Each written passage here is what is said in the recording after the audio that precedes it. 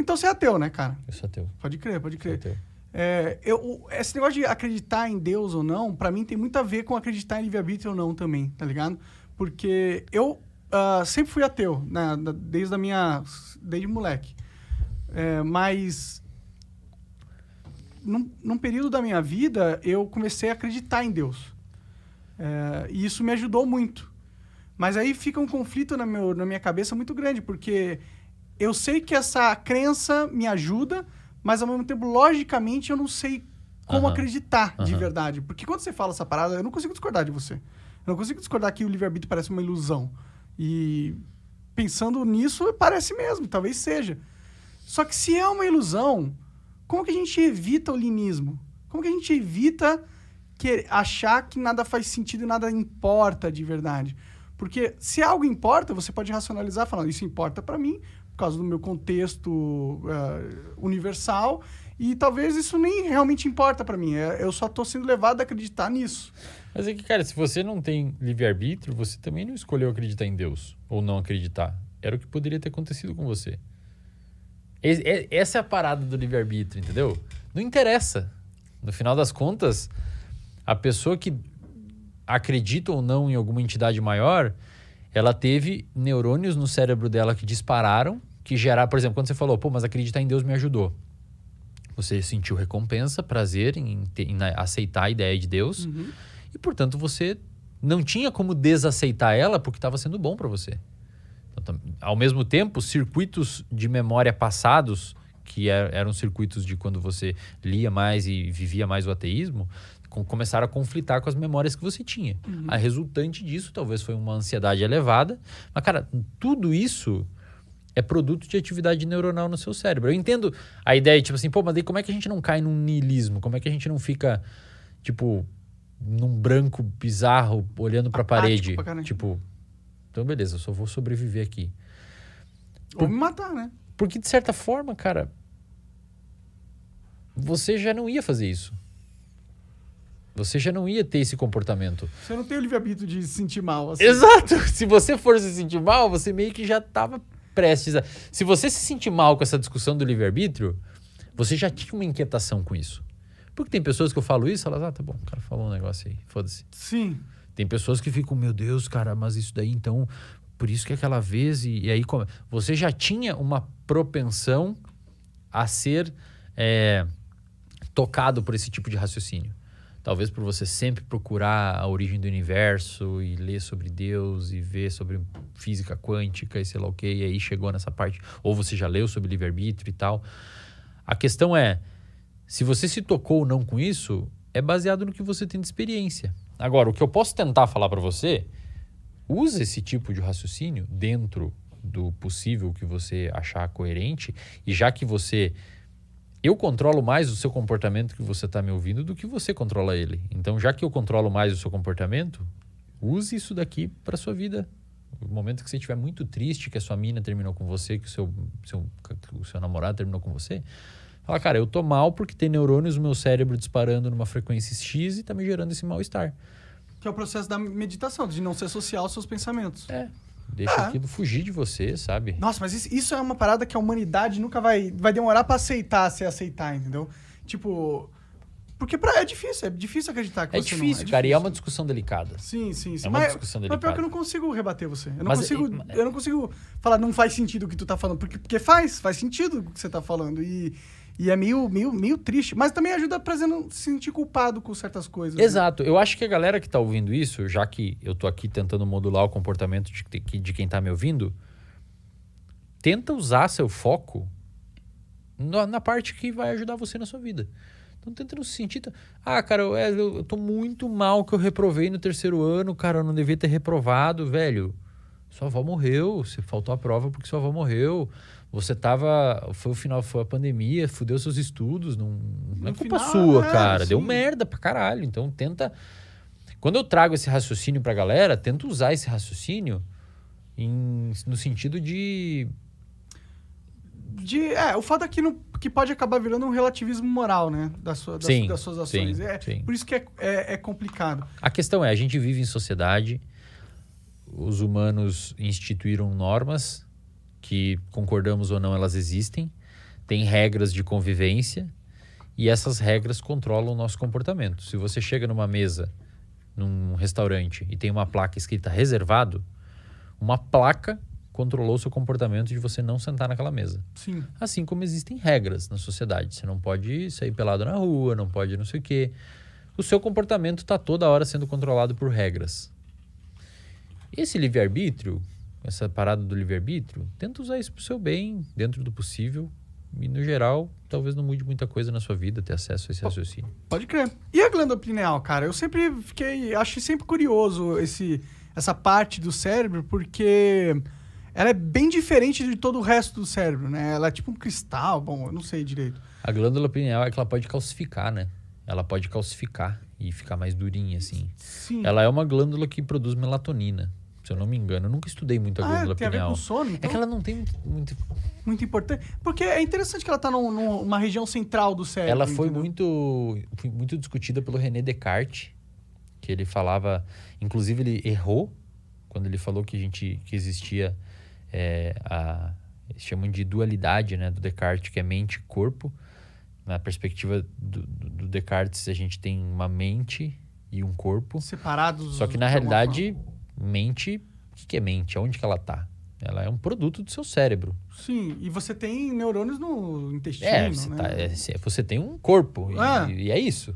A mente seria a gente fala mente, né, e tudo mais, mas ele é um produto do seu cérebro.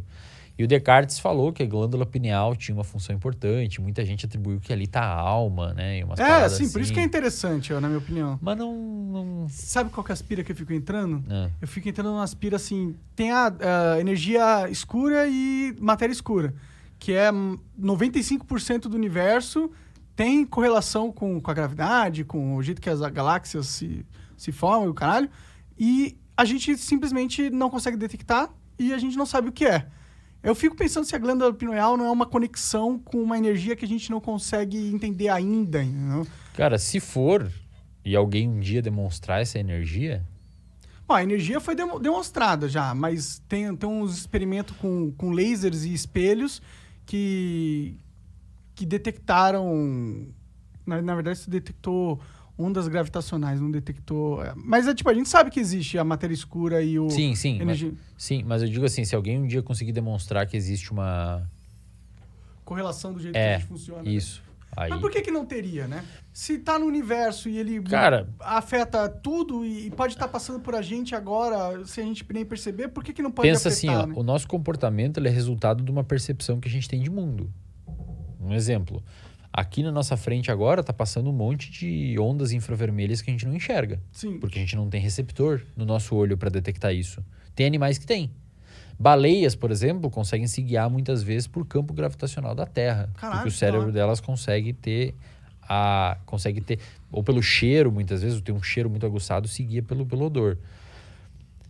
Nós construímos uma percepção de mundo com base naquilo que chega em nós. Se você pegar um daltônico e falar para ele que cor é isso aqui, ele falar verde, cara, para ele é verde. Sim. Você vai falar, não, mas é azul. Mas, cara, se ninguém fala para ele que é azul, ele vive a vida inteira achando que é verde. Pode crer. Então ele ia viver numa ilusão. Ou a gente vive numa ilusão que não Entende, é cara? É muito louco, porque... Por que é nossa ilusão? Só porque a gente é a maioria iludido O dinheiro, cara, pega o dinheiro. O dinheiro é uma ilusão fodida. A gente concorda que R$100 que você me dá aqui, o cara do mercado vai aceitar como R$100. Mas é um papel, com um número. Que a gente atribuiu valor àquilo e que não está baseado em nada. Hoje em dia não tem nem ouro o suficiente para balizar toda o dinheiro que está circulando. É louco, né? O Yuval Harari fala no Sapiens isso. Um mercador entregar um cacho de banana por R$5 não tem sentido nenhum. Porque a banana você come, velho. Vila caloria. Os R$5 você não faz nada. Ele só entrega porque nós concordamos que R$5 vai fazer alguma coisa no futuro. Que R$5 lá no futuro outro cara vai aceitar como R$5 também. Sim, isso é muito louco de parar pra pensar que talvez o nosso mundo, o mundo real, ele seja muito menos físico e muito mais esteja muito mais no campo das ideias, né? Interpretativo. As ideias são o que mandam no mundo de verdade, assim. Interpretativo, né? Com certeza. Muito louco, né, isso? O daltônico, imagina uma cidade, imagina uma ilha de Galápagos que tem uma população de aborígenas vivendo lá e todos eles tiveram uma modificação genética num ancestral lá atrás que eles não desenvolveram os cones que são células específicas do seu cérebro envolvida com detectar cores. E uma parte do gene que produz... A célula, toda célula tem DNA. E essas células, ela se diferencia. Então, o DNA que está no seu neurônio é o mesmo que está na célula do seu fígado. O que mandou ser uma célula do fígado ou neurônio é a diferenciação celular quando você está desenvolvendo o seu organismo. Uhum. Imagina que você tem, nessa galera dessa tribo, lá numa ilha isolada que eles vivam lá, imagina que essa galera não tem um pedaço específico do DNA que faz a parte da célula do olho detectar a cor laranja. Cara, a população vai viver 200 mil anos sem saber que existe laranja. É louco, né? A não ser que algum estude chegue na conclusão que o laranja existe, mas eles não enxergam. Como no caso dos infravermelhos para nós. A gente sabe que existe, mas não enxerga. Sim. Mas aí entra a questão. E será que existem outras coisas que existem e a gente não sabe? Ah, com certeza. Né? Saca? E é louco isso, sabe? A gente mais não sabe do que sabe, né? Então, aquela população viveu numa ilusão de que laranja não existe porque o cérebro deles não consegue interpretar o laranja ou detectar o laranja. Uhum. Às vezes, sei lá, velho. Eu sou um cara que sou um cientificista. Eu acho que o que está demonstrado pela ciência nos oferece uma das melhores opções de conseguir desenvolver uma vida com saúde. A ciência, na minha opinião, ajuda muito na qualidade de vida do ser humano. Só que a ciência, ela trabalha em cima de um princípio de falseabilidade. Então, tipo assim, a gente constrói uma verdade e a gente diz que aquilo funciona. As outras coisas, a gente não pode dizer que não funciona porque ninguém falou que não funciona. Ninguém conseguiu provar que não funciona. Sim. Saca? É a ideia do cisne branco e do cisne negro. Para você provar que não existem cisne negro, para você provar que existem cisnes negros, você tem que encontrar um cisne negro. Não adianta você contar todos os brancos. Verdade. Você tem que falar, o negro tá aqui. Sim. Ou se você falar, não existem cisnes negros, como que você prova isso? Você tem que dar um jeito de ter certeza que olhou todos os cantos que não existe aquilo. Sim. A ciência é assim, você tem que, cara, você tem que provar que não existe, não adianta enquanto provar que não existe. É tipo a discussão de Deus. Sim, sim. Ninguém provou que existe, ninguém provou que não existe. Então, no fim, você pode acreditar em qualquer coisa e ninguém vai poder falar assim, te refutar, falar assim, E cara, sabe o que é mais louco? A religião tem um papel muito importante na sociedade, velho. A religião, ela, do ponto de vista institucional, talvez mais recentemente algumas vertentes tenham perdido um pouquinho a mão e ter gerado um capital um pouco grande aí dos seus fiéis. Mas se você for ver a ideia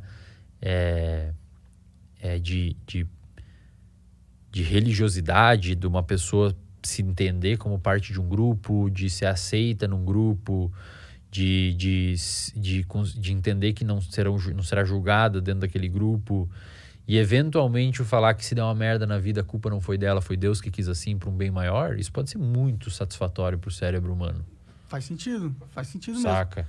Agora o problema é você usar desse tipo de artefato para arrancar dinheiro das pessoas, aí já é um problema, né? Mas você não acha que, tipo, o fato da ideia de Deus ser importante dentro da nossa realidade, isso talvez não dê uma certa probabilidade que talvez ele exista, assim, tipo... Porque o fato é que Deus existe dentro da nossa cabeça, como... Dinheiro.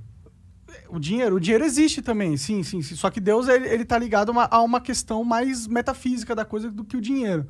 E talvez Deus exista no campo das ideias. E se ele existe no campo das ideias, por que ele deixa de ser menos real do que as coisas que existem no campo da materialidade, né? Sendo que a maior parte das relações sociais que a gente tem, ela tem uma grande influência do ramo das ideias. Talvez seja até maior do que o ramo da fisicalidade. Porque você pode ter a mesma fisicalidade de duas pessoas, irmãos gêmeos, por exemplo, com ideias diferentes. E o que vai basear o resultado comportamental de cada um não é tanto a genética, sim, vai ter um fator, mas o fator mais determinante são as ideias, né? Isso, exato. As ideias que eles construíram com base nos estímulos que eles tiveram durante a vida. Sim. Cara, se você pensar, por exemplo, é muito difícil Tipo assim, acho que a parada que fala que Deus existe ou não é, de fato, a figura do cara Sim, de barba Deus branca que acredita nesse e tipo de tal. Deus, pra mim, é bem ingênuo. Saca? Assim. Acho que essa é a parada da discussão. Cadê ele? Como é que ele é e tal. Agora, sem dúvida nenhuma, na sociedade humana, Deus tá ali, né, cara? Porque, porra, você constrói templos, Ele é tipo, você constrói igrejas, você faz guerras. você faz guerras, Mata gente você em nome do caminha de joelho numas escadarias em prol do cara. Então, ele tá modulando a sociedade e o comportamento humano. Uma das coisas que mais modula o comportamento humano é cultura, cara.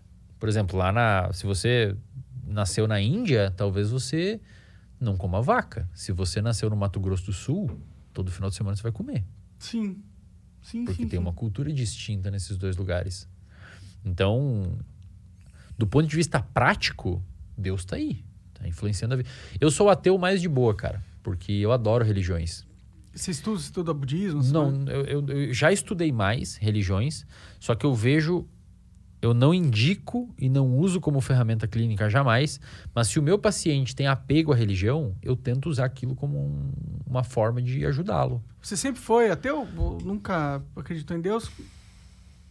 Cara, o meu pai, ele é ministro da igreja. Ah, Pra caralho! você ter noção. E aí na adolescência, acho que a minha adolescência... Que idade você tem? Tenho 32. Acho que na minha adolescência, talvez na sua tenha sido mais um pouco. Mas na minha já tinha bastante uma pegada de muita discussão sobre ateísmo e religião na internet. Tinha até blogs sobre isso, pessoas que usavam. Hoje tem menos, né? Sim. Mas na época... O quê? Menos? Acho que tem mais. Tem mais, será? Ou eu que não tô acompanhando? Pode ser, porque eu acho que a discussão sobre Deus é uma discussão que nunca morre, né? Mas, cara, na minha época... talvez eu acompanhava mais. Cara, era assim, ó, blogs e textos gigantescos de discussão sobre Deus e sobre ateísmo e diferentes tipos de ateísmo, e o ateísmo não sei o quê, e o Deus não sei o quê. E, assim, aí que tá. Eu não tive escolha. Se a gente for levar o... Eu simplesmente falei, bom, realmente, acho que não tem um negócio que acho que não existe. E aí ficou. Daí eu...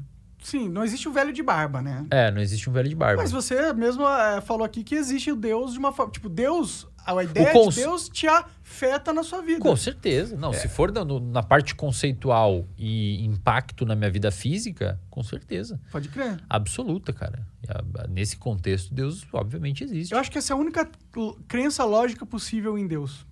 É essa. Fala assim, ó, Deus existe como ideia, e essa ideia é tão forte que ela muda o mundo, e talvez a existência de Deus não precisa ser além disso. E vale a pena mencionar que a gente não está falando necessariamente do Deus cristão, né? Não. São Deus vários como conceito deuses, de né? criador, Isso. né? São vários deuses, e são vários tipos de... O cristianismo deu uma guinada junto com o islamismo e se espalhou pelo mundo, mas sempre existiram várias religiões, muitas politeístas e com santos e não sei o quê, Antes era Zeus, era Hades, era um monte de... As religiões eram vários deuses dentro de uma mesma religião. Essas religiões monoteístas foram depois. Sim. Então... Mas assim, também pode ser É que a igreja é muito antiga, né, cara? Se você for ver, uma das instituições que sempre imperou na história do mundo foi a igreja. Sim. Ela sempre esteve ao lado, se não acima dos reis.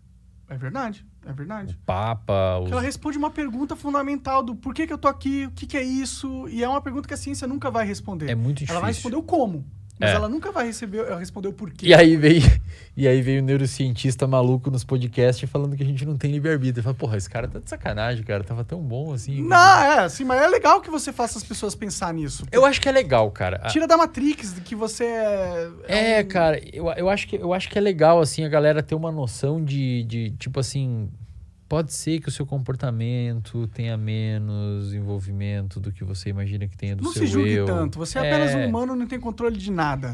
Cara. Essa é uma mensagem que é positiva. Eu fico com medo de falar essas coisas em podcast, Monarca, porque a galera depois faz merda e fala... E coloca a culpa em você, entendeu? Né? Sim. E, cara, usa isso pro seu bem, tá ligado?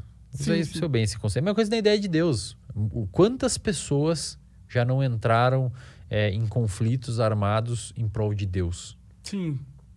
Que é uma merda. Que é uma merda, sim. Entendeu? Que é uma merda do caralho. Mas a culpa não é de Deus, né? Não exato, é do conselho. É dele, cara. A pessoa foi modulada pelo contexto a fazer aquilo, muitas vezes. Sim. Mas é um debate interessante E eu gosto de trazer esse tipo de pauta porque inevitavelmente faz a galera pensar um pouquinho, não necessariamente sobre o controle de comportamento e tal, mas faz a galera começar a pensar sobre em qual ambiente que ela está inserida.